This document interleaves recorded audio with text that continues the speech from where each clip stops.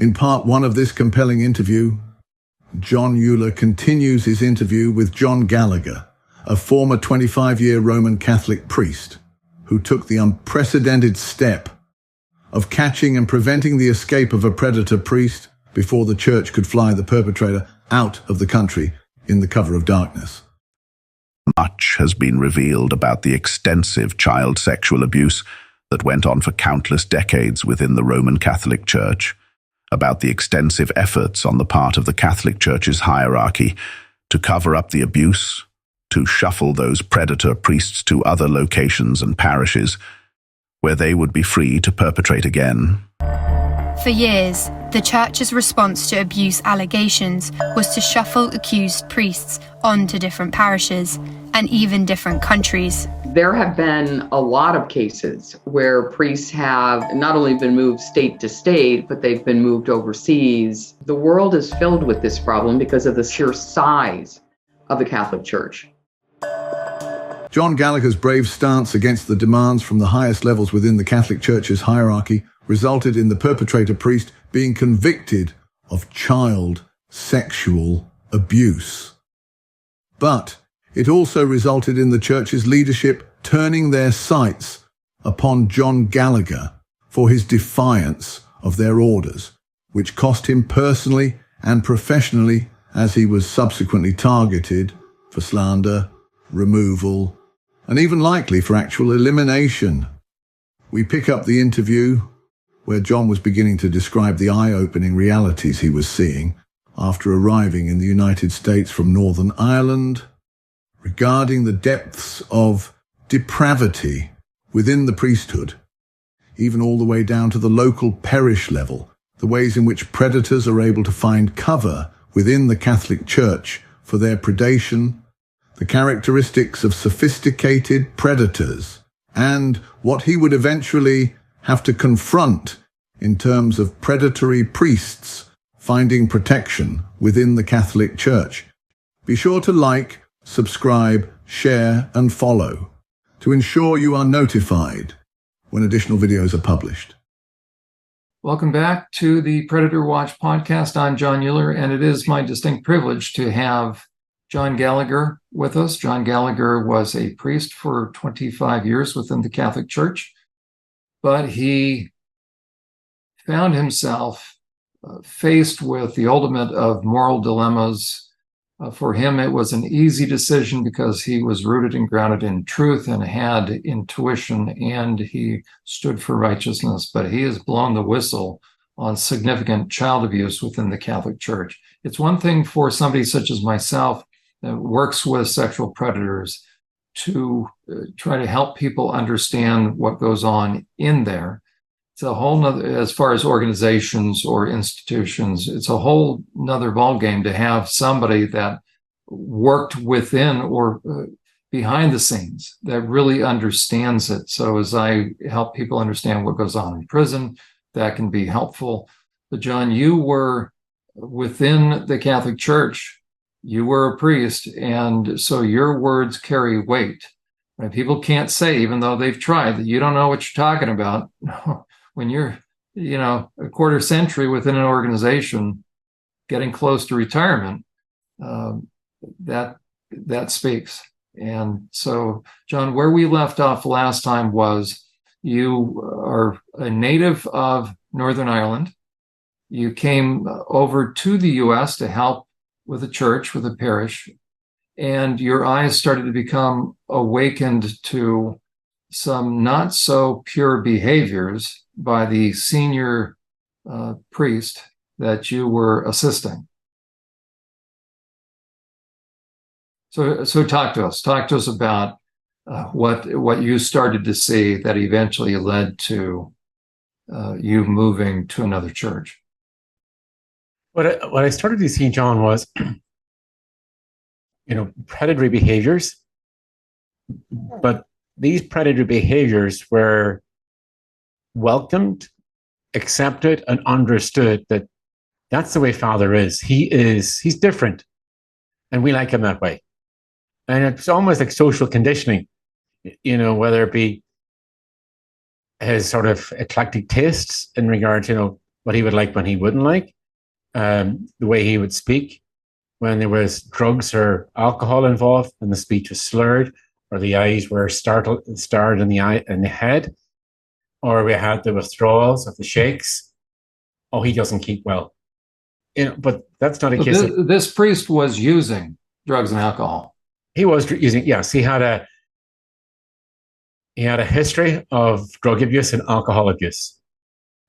So behind the scenes, and what you said in part one was invaluable, that most people attending a Catholic church only know what happens at the Mass. They walk in, go through the Mass, and walk out. But assuming that the man that is conducting the Mass is pure, taking a vow of celibacy and honoring that. Well, there's also that, and there's also the honoring the, not to be anyway glutton, and overindulgences and our appetites.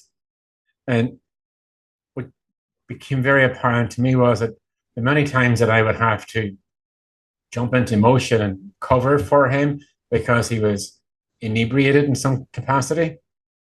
And I remember a diocesan official telling me I didn't understand the drugs he was taking. And I looked at the guy and I said, "You forget one thing." He said, "What's that?" "I worked in a drugstore." I went, "Oh." I said, "He's not taking aspirin."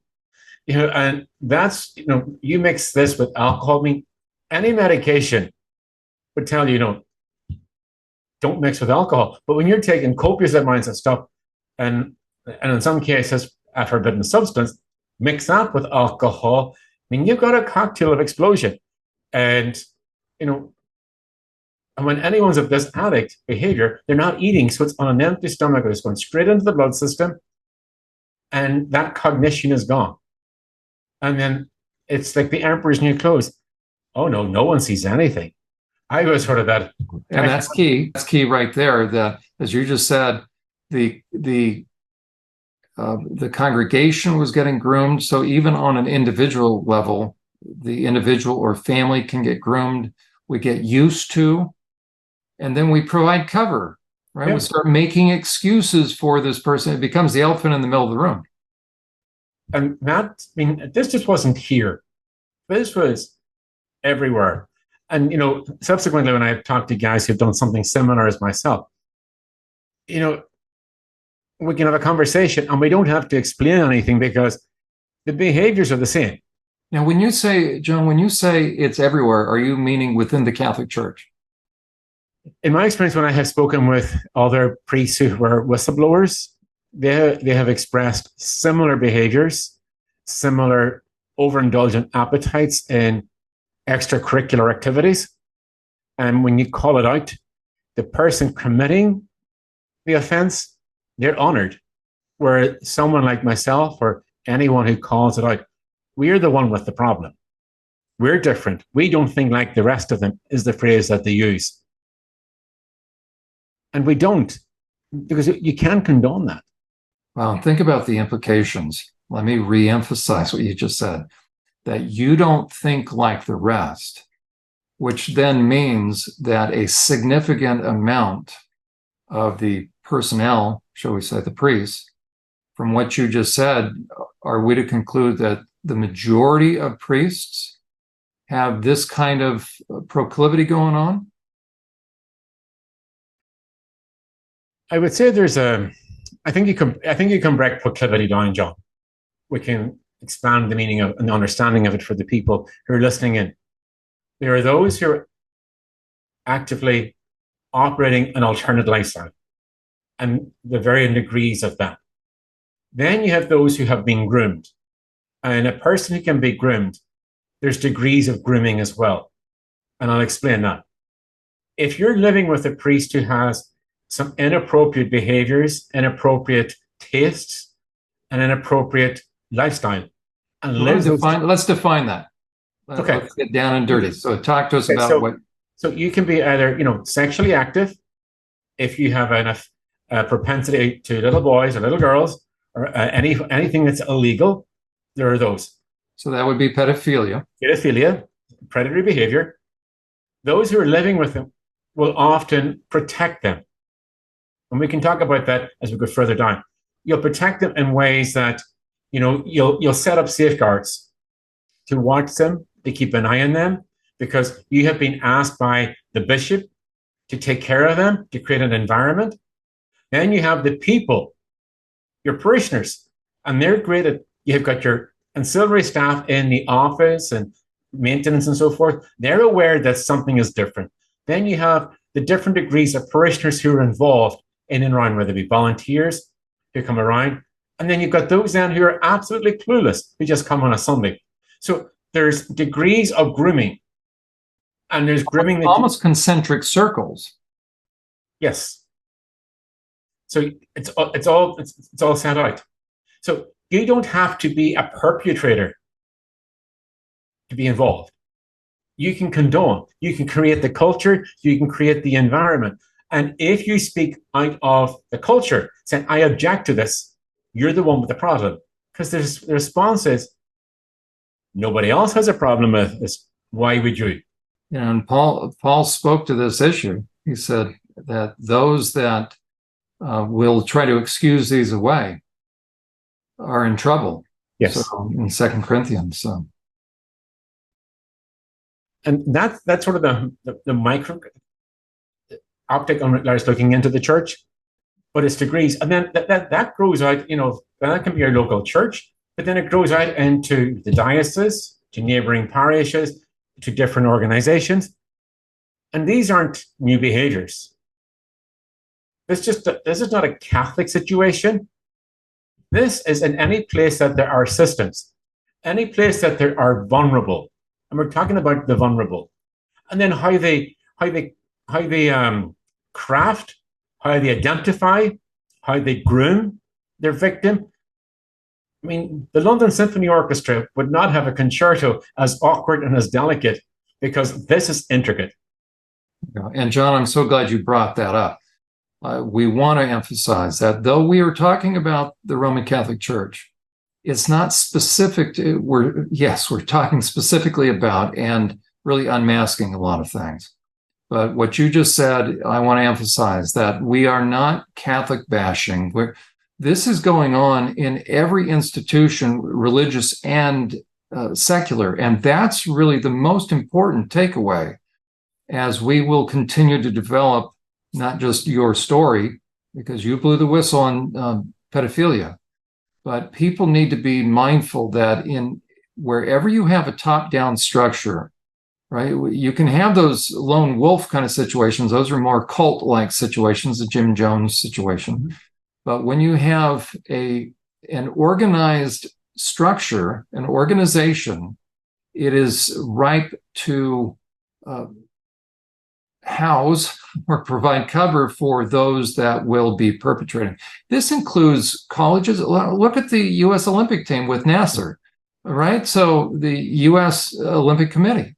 So whenever you have an organization that has a dilemma on their hands, they're either going to do the right thing and begin to root out that evil. That's what David said in Psalm 101, that he would spend every day rooting out evil, or it'll start to become ensconced, entrenched, and before you know it, it'll start to infect at the highest levels, because some of these individuals are promoted.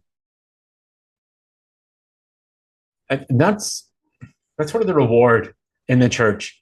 If you can take care of these situations, you are moved up the ladder. Well, that's almost like human resources. So it is, Oh, okay. And it's when I have reviewed other documents for other organizations where predatory behavior has happened, and regardless whether it be secular, whether it be church, whether it be non-for-profit, the behaviors are the same. A predator is a predator.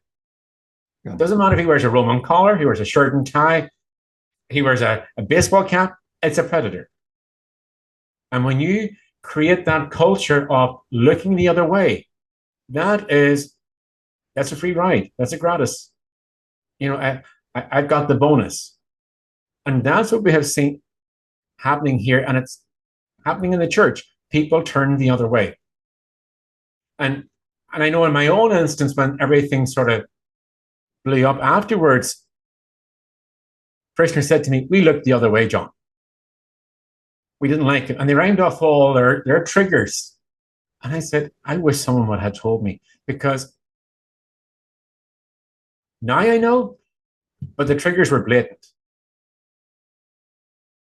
And had someone stepped out and said, I think we may need to have a look at something, I would have paid attention. But I was a lone wolf. I was on my own, and no one wanted to step out. And I think that in any culture, in any place where people observe something that is not appropriate and that there's a question about it, that's not a standalone question. Someone else knows something as well and is seeing what you're seeing. And it's okay to say, this is not acceptable. That's okay, because that even comes down to in families. Yes. John, and because the perpetrators will isolate. You actually described some of the methods of grooming, whether on an individual or a corporate level. They'll create a culture that begins to accept it. They dumb the people down. They're grooming them. And then they'll begin to separate them, us versus them. And before you know it, if somebody does start to ask questions, now everybody, and it's very similar in cults. So very similar dynamics. Well, John, I think we've kept people in suspense. Where we left off in part one was you came over from Ireland, from Northern Ireland. You took a church. You're helping in a church in Florida, in the Palm Beach area, I believe. And then you started to see things with this priest that were not conforming to Christ-like behavior. And before you knew it, as you had just referenced, you started to see a lot of things and pick up from there. So what did you start to see? And then how did things unfold in that particular situation? Well, I was still in Fort Pierce, and this was 2002. And so it was a very hysterical time within the church because the Boston story was just breaking. There was stuff breaking in most dioceses throughout the United States. And the Boston story, define that for people that are not aware of that. Boston is all the sexual abuses where cardinal law was removed, and he ran away to Rome and took refuge there.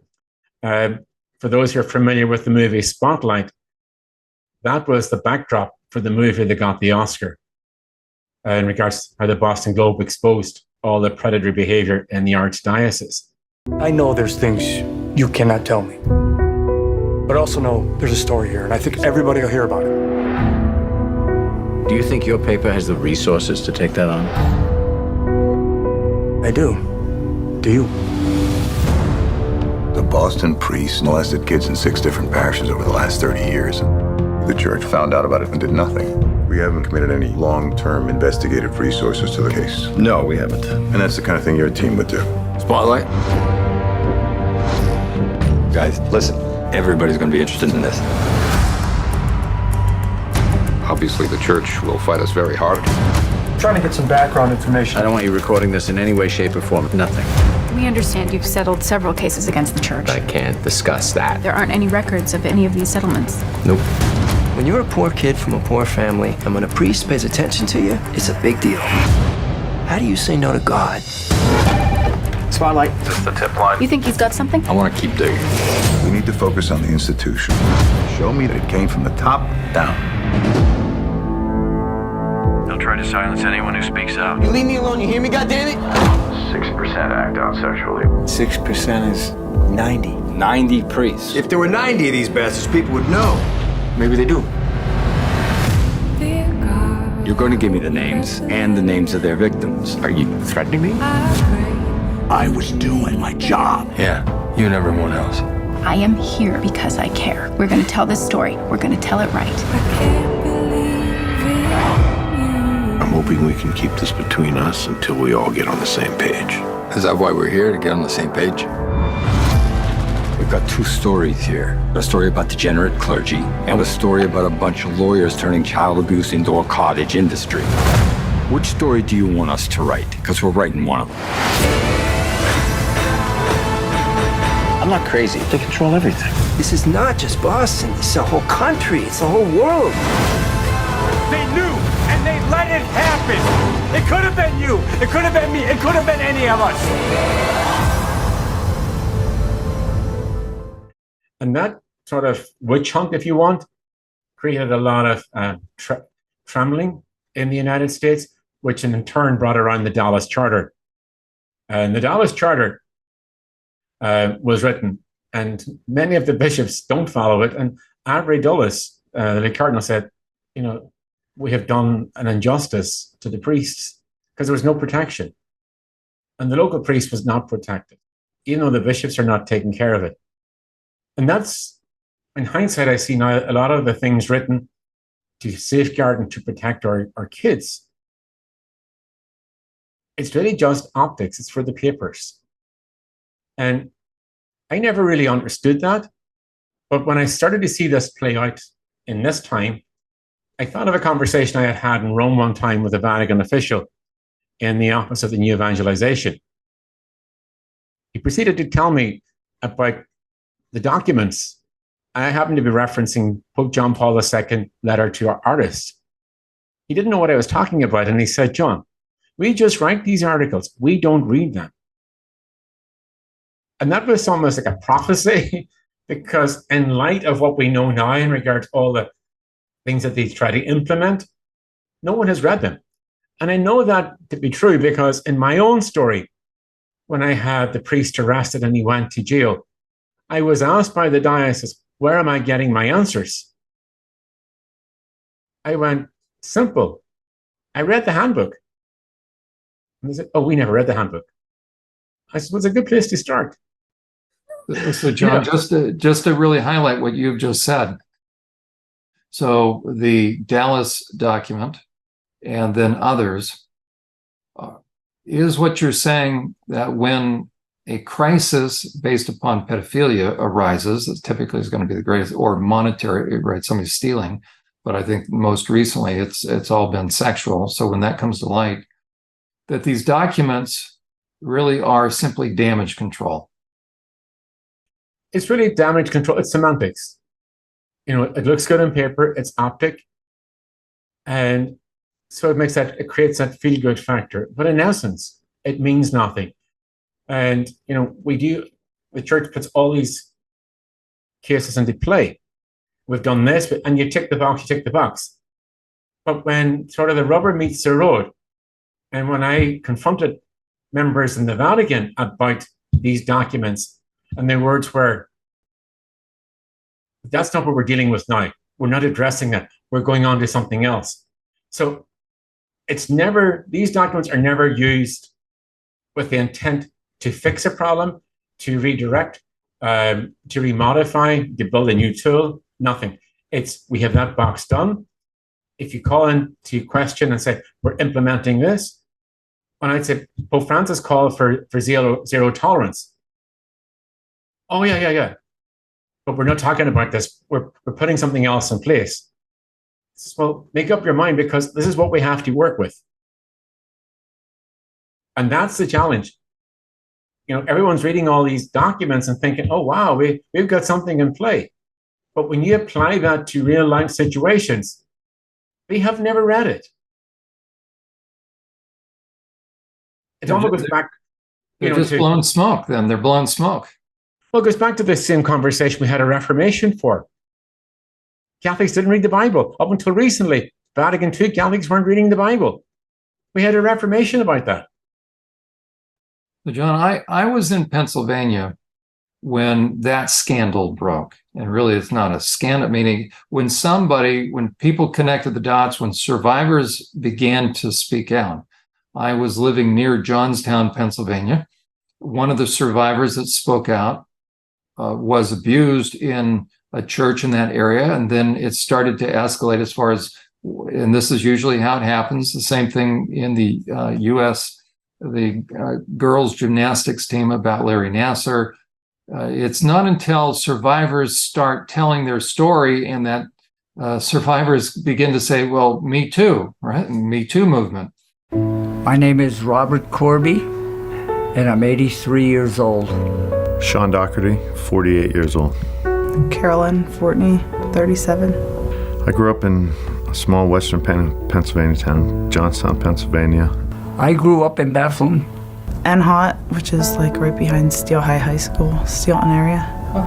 I was groomed starting young. The day I met him, I was around 18 months old. They targeted me because I was fatherless. I was in my diaper and I ran out and ran right to him. We were taught, I mean, the priests and the nuns are God. Just think, like, the word God makes me think of him, and I just...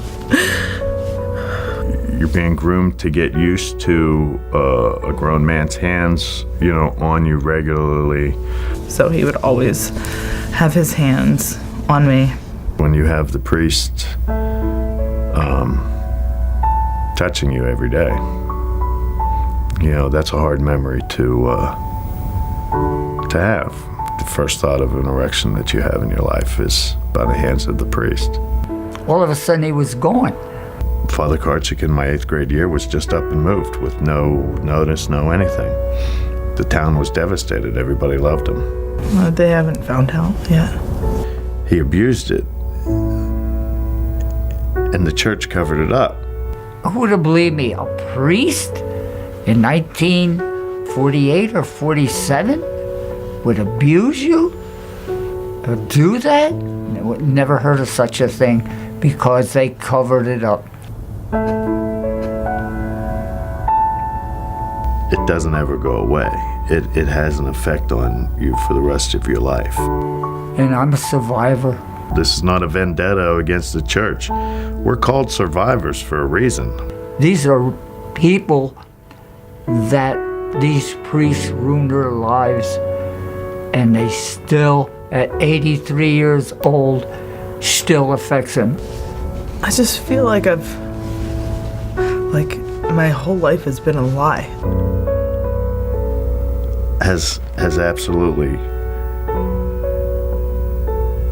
destroyed me. My children suffered. My wife suffered. My dad found out, but he went crazy. I was very unaffectionate. I couldn't show any affection with my wife. I had no desire to have children. None, because of this. My children I couldn't hold or hug. I didn't feel comfortable at all. I still don't feel comfortable now in relationships. No kids for me. The affection I could give to her. And thanks to Father Royer, he took that away from me. I mean, it's affected my life so much. This is a lifelong issue with survivors. They have to be accountable, the church, for what they did. I've waited for a long time for this. I think this report's gonna help people who don't have a family, because they're gonna know that there's a lot of people out there now that believe them and are behind them. This is one of the proudest things I've ever done in my life. I'm so happy. Speaking about your abuse is a very important step in the healing process. I just was always saying, they're not going to beat me. It'll just be refreshing to not have to, I guess, pretend like I'm someone else all the time.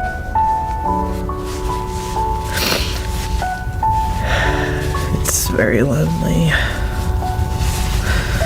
Especially when it's your word against God's.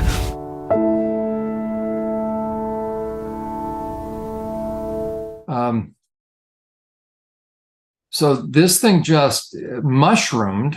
All the survivors in these days in Altoona, in the different contiguous areas, so they began to realize, wait a second. So the the priest that perped on me, he was just moved to that church, and then he went to that area. So he began to realize there was simply just this moving of a predator, and then people began to realize this is endemic, this is systemic, And so they had a real crisis on their hands, so much so that the Attorney General got involved. There was a press conference. You had survivors there. And then as I was watching that, exactly what you just said, I thought, you know what, I think the Catholic Church is just blowing smoke here. What they're going to do is they're going to convene meetings, and then after that meeting, they're going to invite the survivors, and it turns out they actually invited them to the Vatican.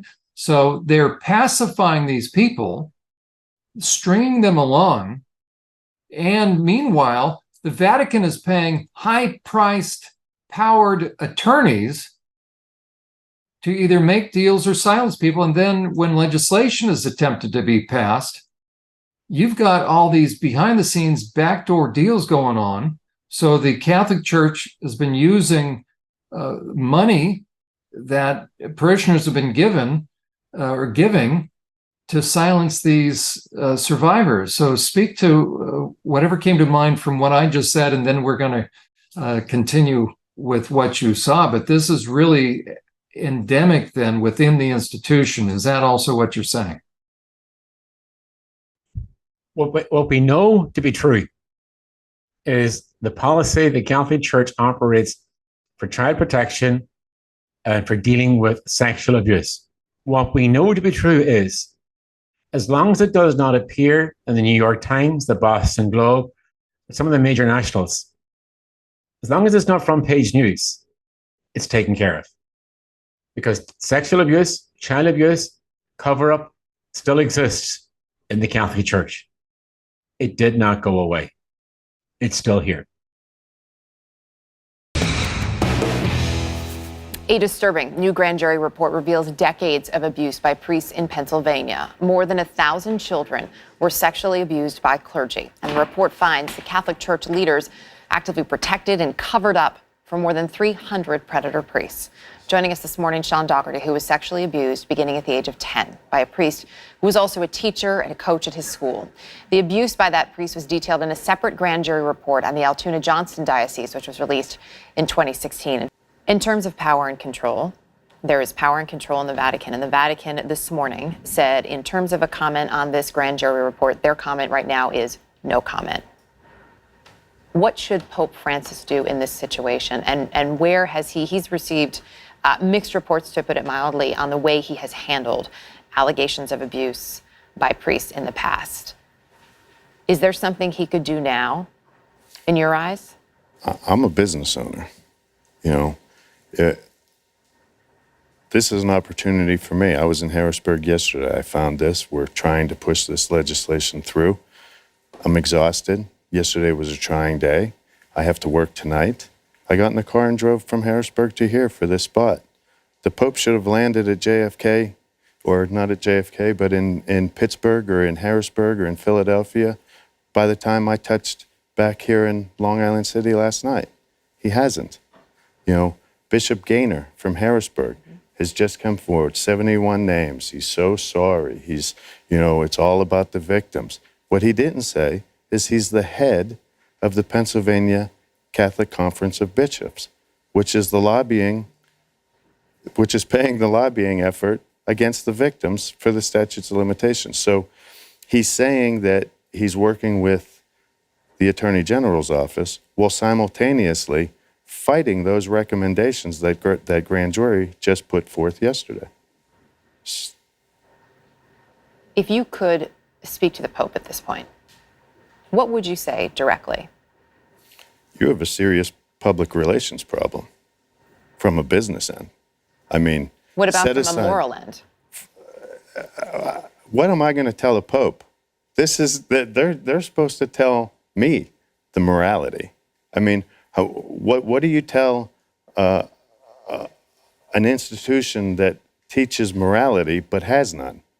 What am I supposed to say to them? I have to deal with them as the way that they treat their organization. They're not treating it as a moral, faith-based organization. They're treating it as a business. So as a business, and I own a business, I can give them advice on that. You have a horrible public relations firm and you're about to lose a ton of money. So, and they understand money because when one of their priests embezzle, they prosecute them to the fullest extent of the law. When you embezzle from the church as a priest, you go to jail. when you rape a child as a priest, you get transferred to a whole new flock of kids. So it's a business. So maybe that'll do it. Money has been their presser their whole time, in my opinion. So this right now is a public relations problem for his business, and he is the CEO of that business. Sean Doherty, thank you. Thank you for coming in this morning. Thank you for speaking up for so many. Thank you for having me. I really appreciate it. On behalf of survivors, that's also why we're doing this interview. And speaking to the point of survivors, you know, survivors have been invited to different conversations. And the unfortunate thing is they didn't get restorative justice. They may have got some airtime. Optically, it looked good. It was good news coverage. But really, what is it really doing? It's re-victimizing them because they haven't had restorative justice. They have nothing redemptive. They still walk away with their story. And I think that's the unfortunate thing for the survivors, is there's no sense of absolution because they're picking up their pieces if they can, or they're looking at their broken story, and they're looking at the optics and the options of the church spending all this money to basically say, oh, we're talking to them. But nothing's really coming out of it. When they walk away with it from the place, they've just been re-victimized. Only this time it's been set up behind closed doors and in some dark thing than a church. It's done with a little more panache and the glare of the paparazzi. Well, let's talk about, we'll pick up now. As you started to see drugs and alcohol, you started to see what was becoming clear, a sexually loose, sexually immoral life on behalf of this priest, or not on behalf of, but by this priest that you're working for, not really working for, but working underneath. And you started to, he was detecting that you were not, or he was catching on that you weren't going to play ball. And so he was going to begin to send you a message, and you found out even more of what this guy was into. So people on Sunday mornings or whenever they came to Mass, they think that this priest is upholding his vows and pure as the wind-driven snow. But meanwhile, there's a very dark reality, just like in the book of Jeremiah. Right? So pick up the story. Well, really, sir, I suppose it came for the grand finale, shortly after the day that he told me what he really thought about me. And I left. I said, I'm not hanging out with this. And then a few days later or so, I got a call and a panic from the office, come quick, because he sort of wigged out. I think that was the phrase they used. And I delayed. You know, I went, okay, I got to figure this one out because I wasn't too sure if it was a trap. So I came back that Saturday, just before the Sunday Mass. And at this stage, he had sort of somewhat mellowed, and he was sitting in the courtyard, and he was smoking his cigarettes, and he was like a trained smoker. And I said, we have to talk. And his speech was very slurred. He was sort of very discombobulated, and the thinking was all over the place. And this was the height of the scandals.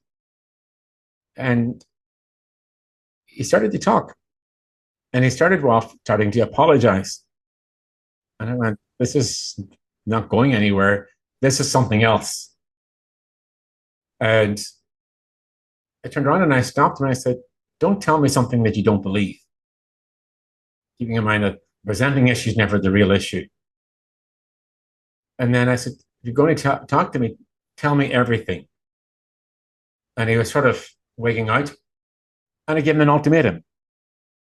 I said, you can either tell me to myself, sitting here with you now, no witnesses, or I can bring the TV cameras because they're outside.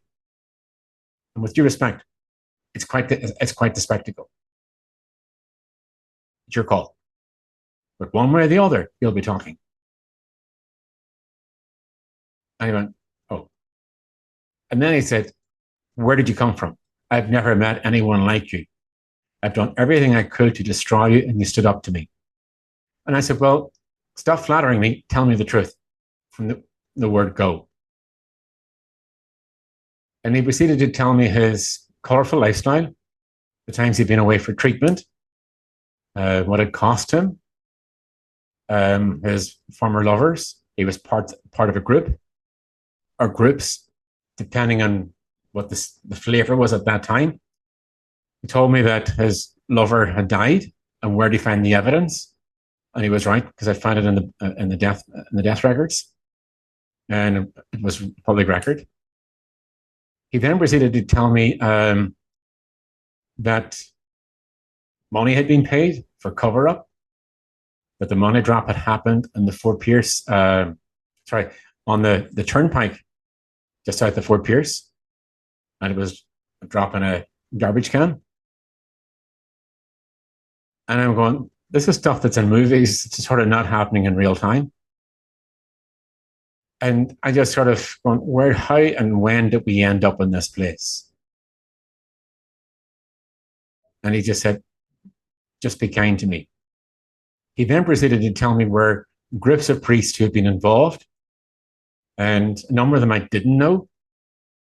And he just kept telling me where they met, how they met, what they would do, and that there had been a restaurant locally named after him because it got compensation money or money for damages, but there was some form of payment that happened. And after that, he went away for treatment, and I never heard from him again. Only to one time he said that he was apologizing. I don't know if it was true or not. It was on paper, and that was it. Later on, I was told by the diocese that shouldn't have been told. I shouldn't have known about that, and destroy all the information. John, I'll tell you what just came to mind as you were talking about. So really, this guy was paying hush money. So as people put their offerings in the offering plate, little do they know that a portion of that is going to pay off people to keep quiet. And I've been told by people within the Catholic Church that attend Catholic Church that there's such an emphasis on making sure that people pay their tithes. So to make sure that the money's coming in and then the money going out is some of it is in the form of hush money. And he was the one who alerted me to that. And then later on I was told, hide all that information, destroy it. Never think about it again. But as we both know, you can never unlearn information. And that's at a higher level, meaning you, from somebody who was superior to you yes. Both then, up the chain of command, told you to destroy the evidence.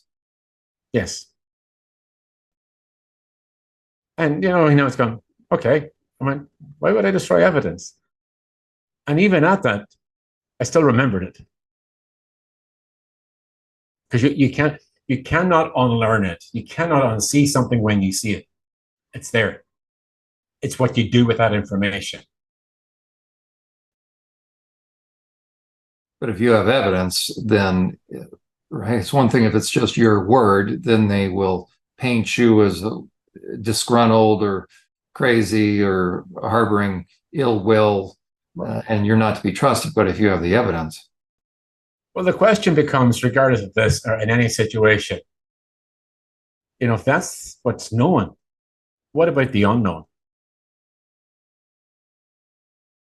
And later on, I discovered, in my own research from my case, in regards to the official secrets and the different degrees of secret within the Catholic Church, which became mandatory in law depending on your status within the organization. So there's a culture of secret in the Catholic Church. And we can see that, how that filters down into your local parish level of, if a priest is sent on an assignment and he appears out of nowhere and there's really no conversation in regards to how he came to be here, usually with a narrative of, he's on a mission, he's on retreat, or he's done a lot of good work for the bishop, he's here for a rest. These are all trigger words. But then the machine gets into play of protecting. That's the front story. On the back story of that, if you start to unpeel that, what has happened? What did they do? Then when the priests were moved out of the parish, you didn't tell the parishioners why the priest was gone. He just disappeared. And then most of all, they said the rule was don't go to the police. And that enabled this to remain a secret from the parishioners and to enable the church to do what it wanted with those priests. That's the same pattern we've seen in Australia. It's the same pattern we've seen in the United States. It's the same pattern we've seen in Canada. It's the same pattern in Ireland, in England, in Italy. It's honestly, it's in the DNA of the Roman Catholic system. And I like to call this the geographic solution. So what the bishop needs to do then, he finds out that the priest is a perpetrator. And then at that point, he simply moves him to a different spot where the previous scandal is not known. And if it's not enough? You move him outside the country. That's the geographic solution. You can move him from continent to continent as long as he can speak the language that is needed. It looks legitimate, and so he's going to be accepted without question. That's where the danger comes in. Is it, from your experience, John, in your estimation, does this happen infrequently, or does it happen, is it common, or is it happening a lot? This is more the norm than the exception. So moving perpetrators around, providing cover for them, telling people you didn't see it, get rid of the evidence, keep it quiet. You're saying that within the Roman Catholic Church, it's more the norm. One perpetrator I know, and I've known him for years, and he was such a good perpetrator, it was never known. The only reason I discovered it was when I had the person that I had arrested, he came to me thinking that I had sympathy for that behavior. And he proceeded to tell me how it operated and that I wasn't understanding and seeing the plus side of all of this, of the bishop protection. Because even if the court said... Did you just say bishop protection? Yes. And I was not familiar with such an expression, but he had been to a number of what they call houses of affirmation. It sounds wonderful, but it's really training ground for predators.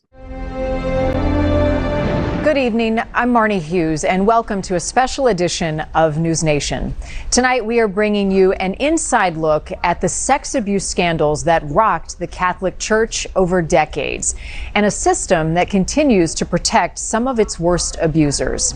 Tonight, a rare look into a little-known religious order, one that has played a role in the Catholic Church sex abuse crisis throughout the country.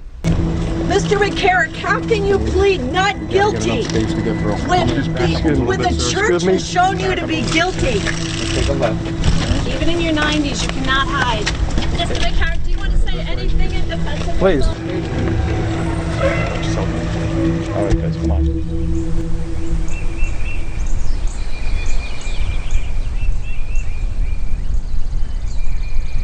You've been doing this a while. Had you ever heard of the Servants of the Paraclete? I had not. After having done this for as long as I had not heard of them.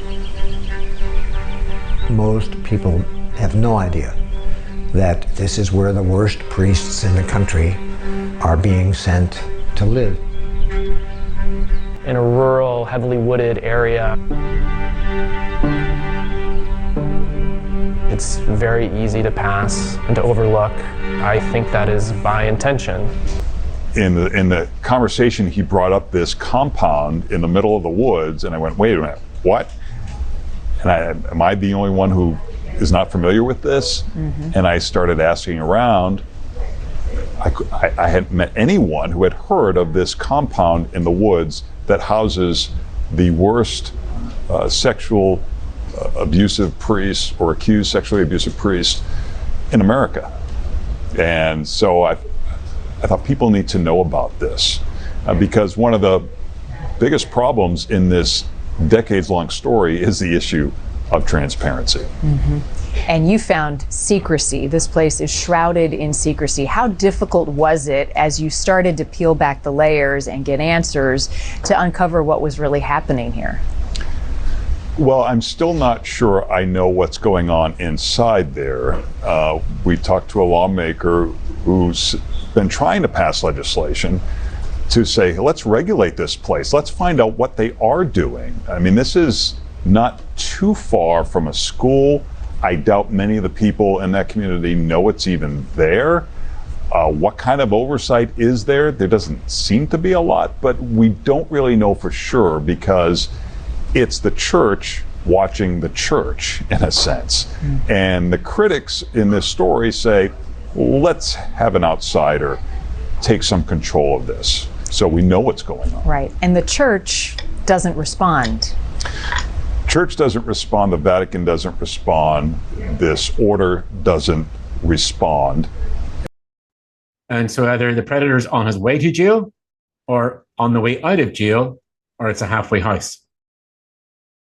And they like this because even if the courts say they can't have internet access or access to kids, his words, not mine, you become part of an underground network where the bishop can move you, he can protect you, and you never have to wonder how your appetites will be satisfied. Had you ever heard of the servants of the Paraclete? I hadn't until you all called me, and then I looked and did a little research.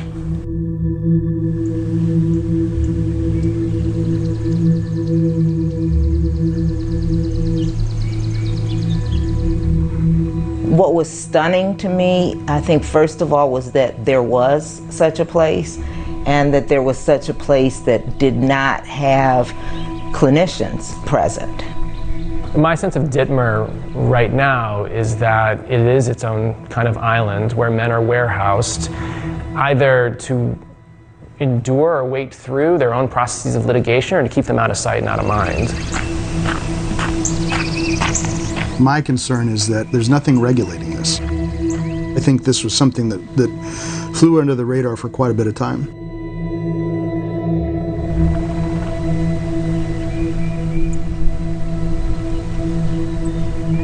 It's about keeping people safe. It's about keeping communities safe. If this is the treatment for sexually deviant behavior, then let's ensure that these people are getting treatment rather than just housing them. If there's no licensed therapists, if there's no physician, psychologist, psychiatrist, no one there to regulate this, then we have no idea what they're even doing. And I looked at him as if to say, where did you come from? And he went, does that not sound great? And I said, I get people like you put in jail. Get out of my life. And I never spoke to him again since. And subsequently, needless to say, he's been back in the papers again. Because a perpetrator is always a perpetrator. They can never unlearn that. They can mask it, they can dull it down, but they will always strike. And people need to be aware of that. You cannot rehabilitate them. They will always strike. I'm glad you brought that up, John. All right. Clinically, we call them white collar psychopaths. And Robert Hare was first to scan the brain of psychopaths, and a psychopathic brain can never go back to not being a psychopathic brain. Okay. Here's a subjective question for you. Granted, it's going to be subjective, but you were in the organization for 25 years. What percentage, just from your experience and from your vantage point, what percentage of the priesthood and the organization, so those personnel that have made their way up to the bishops and cardinals, and what percentage of those on the payroll, I don't know, maybe that's the best way to put it, would you say are likely predatorial?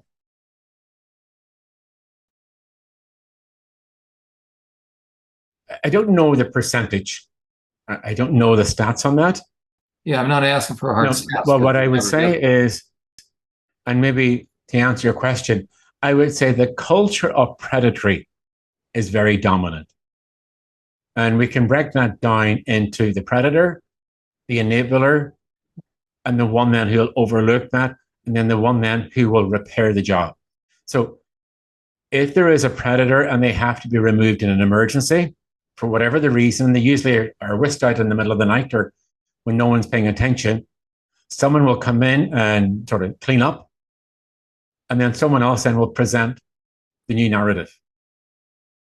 And those guys do not necessarily have to be predators, but they are ones who are sympathetic. They are ones who will take care of the organization and at all costs. So it's a bigger question. I think the culture of predatory is dominant. And this didn't happen just overnight. A lot of this predatory behavior begins even before they come into seminary, before ordination. It's a slow boil. And so by the time they get to executing whatever their crime is, people say, oh, it was just a mistake. It's not just a mistake. I deal with that in sex offender treatment all the time, right? That's my key statement. So, guys, nobody offends by making a mistake. The mistakes are made on math tests. Well, it's, socially in the world now, we don't say I'm sorry. We say we had a lapse of judgment. And that has sort of pertained into this world. It's we had a lapse in judgment. No. This has been a slow boil. It's a long, slow walk, a long and winding road. And then there is the boom, bang, execution, done. It's progression. It is complete progression. That's right. Nobody becomes a sex offender overnight. And they get permission because they create a world. They're manipulative. They're seductive. They're charismatic. They're very likable. They're fun. All of the above. But there's always that underlying tone. And that's why I call them the sophisticated child predators. These are not the emotionally reactive. These are not the, there's a myth out there that those that have been perpetrated upon will grow up to abuse others in the rare extreme. No, survivors are protective, not exploitive. Yeah. That's why I tell people, if you want to study predators in prison, you don't go to the sex offender treatment unit, you go to the drug and alcohol unit. Because the perpetrators, if you have, let's say, 4 women that take their kids out to a park, all the women are supposedly watching these kids. If they get engrossed in conversation, you'll see those that have not been perpetrated upon, the women, they'll be involved in the conversation. Those that have been perped on will be hypervigilant. They're always looking where the kids are. So survivors are protective and hypervigilant, not exploitive. So it is a myth. I call it an urban legend, right? That got into the literature by virtue of interviewing the world's greatest liars. So we take at face value, and that's the most common methodological error when studying sex offenders and predators, right? That somebody will go into a prison and sit across from a sex offender, sit across from a pedophile, and begin to interview the pedophile and want to know the backstory. Well, like they're ever going to get truth that way, because the pedophile is practicing for parole, and they're seeing how much this interviewer will buy what's going on. Plus, they know that the interviewer, the academic researcher, is going to go back, going to write an article. It's going to be peer reviewed by a bunch of guys that have never in depth worked with predators. Now it gets into the data, and that data is used little by little to manipulate public policy or even laws. And that's why they're using that ultimately to do an end run on the age of consent. We're seeing that now. So as you just said, these guys are the sophisticated predators, are the ones that do not have a criminal history. They're not antisocial, because that actual term means going up against, you're bumping up against the societal norms. No, these guys know how to work it. They're smooth. They're better than used car salesmen, and they're likable. They know how to work the crowd. And then on top of everything else, they wear the white collar. And again, we're not just focusing on Roman Catholic Church, but using that term, in a general sense. The best place for predators next to the trans movement is the ministry. Yes. And that is so true. They're protected. They're sought out. And there are grades of personality. There are those who are effervescent, very likable, enigmatic, and they draw people to themselves. And there's the other predator, what I call like the beta personality. They want to be controlled. They want that. But for them to dominate in their world, because they can't compete against sort of the master, they go and then they go down and they get theirs, and it's usually someone from a very dysfunctional life, and they groom them accordingly. So there's the grades of the predator in regards to the misuse and the abuse of the power, and they build a world in and around that. And then if you're the overseer to that world, which is the priest in charge, is usually appointed by the bishop as one who will oversee and who will protect and make sure that the narrative stays true to what the core is. And everyone in and around that story is a player. It's a drama. But the difference is, you may think it's a drama, but it's Russian roulette. Someone is going to get burned. And typically, someone gets burned. The organization is looking out for itself rather than yes. Actually. And keep in mind one thing, and most people don't really realize this. Bishops may say, they're into child protection and explain ad nauseum all their procedures in place. When have we ever heard it in the media or in a police report that a bishop called 911? They're mandatory reporters. They will typically not. It'll be someone else will do it. They are protected. The minute an abuse or something irregular, they're typically gone on retreat. Convenient. John, keep going. So you're at your first church. You're starting to see this guy's into drugs and alcohol. He's got deviant sexual behaviors going on. You had referenced, and therefore, is it at this church where you were warned, don't go onto the server? No, that was actually in another church, my next appointment. Okay, so keep going, because you went from the frying pan into the fire once you moved, so. Well, and I think, John, for our listeners, this is the slow boil. Because when I went to the next place, when I was advised to stay off the server because of all the pornography, up until then, I assumed pornography was a dirty magazine that somebody would have came and told me I got an illicit magazine. But these were organized. This was an organized lifestyle. And that was the part that I had a hard time trying to understand. It was very difficult. We were in a church.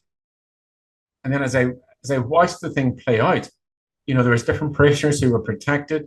If you said something that wasn't agreeable with the public narrative, well, you became the victim. And it was only sort of years later when I'm the priest at Holy Name and we were trying to update the internet. And I brought someone in that I knew who had a background in computers, because I didn't really know what I was looking for or what I needed. And they were helping me to articulate what I needed from a company coming in. They had retired from their business. And I knew them well. So they called me aside into my office and said, John, who is Father? And turned off all the names. And I went, oh, long before I came here. She says, I won't touch that computer or that server. It's all pornography. And I went, what? And it was sort of like a deja vu, double jeopardy. And that was when this is more the norm than the exception. So you're at a second church and you're now seeing that there's a common denominator going on in these churches. Yeah. And one of the things that, years later when I'm sort of in my investigative checking things out, I was speaking with this priest, and he was one of the early on whistleblowers here in the United States. And we spoke one time. He said, John, this is too painful for me.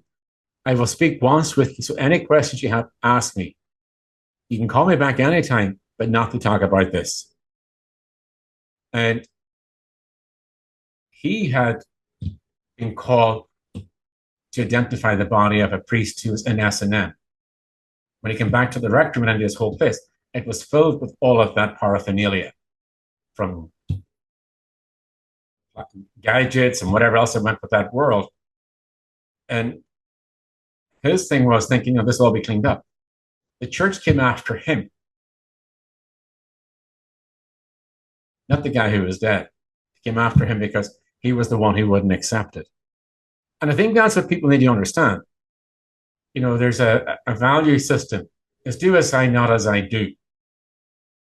We don't all have the same moral compass. And I discovered that in my own walk, because erroneously I assumed that all priests had the same belief system with the same moral code. And when I would say something, they would say, John, you don't think like the rest of us. And that's the norm as opposed to the exception. And throughout the country, as I started to talk with guys who'd done something similar to myself, we were singing the same song from a different songbook. The only thing different was the names. It was the same playbook. The report released yesterday says the Catholic Church used what amounted to a playbook for concealing the truth to hide decades of abuse. We bring in Mike Rezendes. He won a Pulitzer as a member of the Boston Globe Spotlight team, which of course uncovered a similar pattern of sex abuse within the Catholic Church in Boston. Michael, good morning. Good morning. You look at this and you think, okay, this is Pennsylvania. Mm-hmm. It doesn't even include Philadelphia, but it's, greater Pennsylvania. But the sense is that every state in America could have a report like this if they looked into it. Is that the case? I think that's absolutely true. I think if there were an attorney general in every major city in America that wanted to investigate this, they would find pretty much the same thing. The story is the same, whether it's Boston or Pennsylvania or Tucson or Los Angeles or Ireland, globally. Yeah. Ireland, Australia, Chile. It's the same. The depravity is the same. The criminality is the same. And the cover-up's the same. The abuse scarred every diocese. The cover-up was sophisticated. And all the while, church leadership kept records of the abuse and the cover-up. These documents from the diocese's own secret archives formed the backbone of this investigation, corroborating accounts of victims and illustrating the organized cover-up by senior church officials that stretched, in some cases, all the way to the Vatican. A damning new report reveals rampant sexual abuse of children within France's Catholic Church. Investigators allege as many as 3,200 priests, deacons, and others associated with the church sexually abused more than 300,000 victims over the past 70 years. Most of the victims, children, 10 to 13 years old. Investigators say not only did the church there not stop the abuse, it didn't even report it. 300,000 victims. And sometimes the church knowingly put those victims in contact with the predators. What is almost even more, I think, sort of shocking in a way, is the way the institution of the church and people very high placed in the church's hierarchy responded to this. So give us, you were about to introduce this notion of the Cardinals playbook and what they deal with a predator. And walk us through these steps that the Cardinals took, and if we have a sense of what their state of mind was in terms of when they planned and executed this playbook. I want to do that, and I will do that. But first, let me remind you that, yes, we're talking about the 1,000 children here in Pennsylvania. But we also know about a scandal in Louisiana in 1985, in Austria in 1998. In Boston, sex abuse was discovered in 2002 that went from 62 to 95, over 1,300 victims. You had the John Jay report in 2004. Ireland had a scandal of of sexual abuse of children from 75 to 04 that was reported in 2009. The Netherlands in 2011 with 800 perpetrators of criminal sex abuse of children. The Dominican Republic in 2014, Australia, Chile, and of course now Pennsylvania. And they all had one thing in common, and that is this playbook that the grand jury in Pennsylvania outlined. And it really had 7 points. The first point is to be sure to never say rape, always use inappropriate contract, or he had boundary issues, or he had an alcohol problem. Number 2, don't conduct a genuine investigation with properly trained personnel. Instead, assign fellow clergy members to ask inadequate questions. Third, for the appearance of integrity, send priests for evaluation at church-run psychiatric centers. Allow the experts of the Catholic Church to diagnose whether the priest was a pedophile. Tell the parishioners, is number 4, tell the parishioners that when he's at this recovery center, he's on sick leave or serving from nervous exhaustion. Next, even if a priest is raping children, keep providing him housing and living expenses, even though he may be using these resources to facilitate more sexual assaults. Sixth, if a predator's conduct becomes known to the community, don't remove him from the priesthood to ensure no more children be victimized. Instead, transfer him to a new location where he's not known as a child abuser. And finally, and above all, in all of these places throughout these centuries, don't tell the authorities, don't tell the police. Sexual child abuse, even short of actual penetration, is, and for all relevant times, has been a crime. But don't treat it that way. Handle it like an in-house personal matter. That playbook was used for all of these victims throughout the decades since the mid-'80s, and of course, as we just common sense know, has been happening for centuries. It was the same playbook. People need to take this to heart, right? Catholics, as well as, again, those that are in other religious institutions, that you can have things that are so corrupt that they've lost sight of what their original mission was, and now it's an organization, and now they're protecting themselves. Unbelievable. And that still goes on to this day. Because, a perpetrator is a perpetrator. They don't need to be wearing a Roman collar. I mean, the devil doesn't come these days with horns. It comes, he's ever so sweet. Is that adage, he who seems exceedingly kind sometimes has an axe to grind. And there's a lot of that around. John, let's give us an introduction, because we're almost up against time. Because this is when you went from one situation to the next. You're seeing things unfold, and you then saw something. Now, was this going to be in the third church that you were a part of? Yes. Okay. So talk to us how you decided to, because in the third church, you blew the whistle on pedophilia. And at the time when I was in the third church, and at that time, I didn't even know that I would hit a landmark in my life where I would be faced with a decision. And it's damned if I do and damned if I don't. And it's that rock and a hard place. I knew whatever the decision I made, it would define my priesthood. I either could cover it up and be the victim of obstructing justice, or take a stand. And personally, to me, there was no option. It was, this person had to be arrested. And I remember standing in my living room when he told me all that he did. And all he asked was to go to confession. And I said, you're not going. And I went, whatever decision I make now will define priesthood as I know it.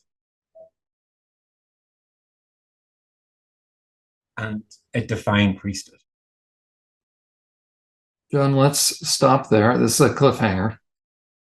We'll continue part 3. Part 3. And that is where your story really unfolds. You are one of the the brave individuals. You're a hero in my estimation, but most heroes say, well, I'm not a hero. I was just doing what I needed to do. But very few people understand the reach of the Roman Catholic Church. I blew the whistle on inmate abuse against the Pennsylvania Department of Corrections, paid a high price, but that's a localized, compared to the universal reach of the Roman Catholic Church. Mine was junior high material, but it still cost me dearly. So let's pick it up, part 3, where you're then going to disclose the name of the individual and what happened. So, John, thank you, and we'll pick it up at this point in part 3. Thank you, John. He knew cover-up was not an option because he was guided by his conscience and a strong moral and spiritual compass. But he also knew he would be punished for doing the right thing, protecting a minor from a sexual predator priest.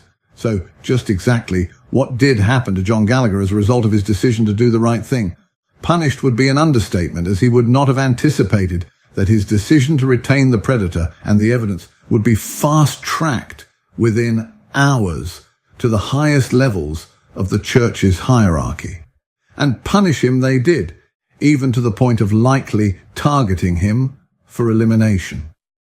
Be sure to join us for part 3 of this important series, as we hear the details of how the events unfolded, how John Gallagher's actions led to local law enforcement issuing him a special commendation for being the only priest on record who placed ethics above the church's demands that he release a predator, thus preventing the perpetrator from being transported to the closest airport under the cloak of darkness to fly him out of the country, thus ensuring the predator's arrest, and how such a principled and bold stance would cost him his career and nearly cost him his life.